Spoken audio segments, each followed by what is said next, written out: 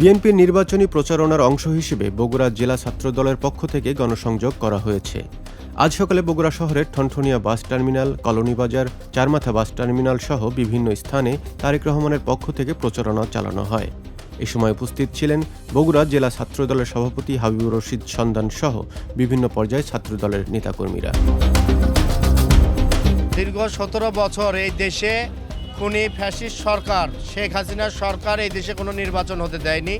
দীর্ঘ 17 বছর পর যেহেতু বাংলাদেশের মানুষ নির্বাচনের একটি আমেজ পেয়েছে, মানুষ খুবই অধীর আগ্রহে বসেছিল এই নির্বাচনের জন্য।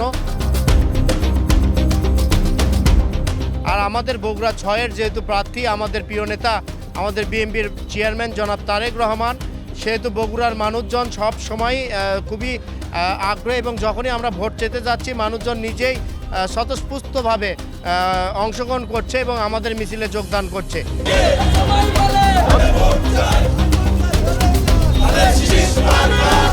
বাংলাদেশ জাতীয়তাবাদী ছাত্রদল আশাবাদী ছাত্রদলের সাংগঠনিক অভিভাবক জনাব তারেক রহমান বাংলাদেশের সবচেয়ে বেশি ভোট পেয়ে বাংলাদেশের প্রধানমন্ত্রী হবে।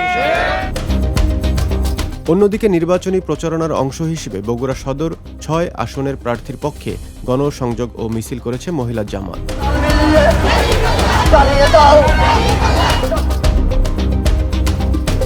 আজ দুপুরে সদর উপজেলার পীরগাছা এলাকা থেকে কয়েক হাজার নারী মিছিলটি নিয়ে পল্লী মঙ্গল বাজারে পৌঁছায়।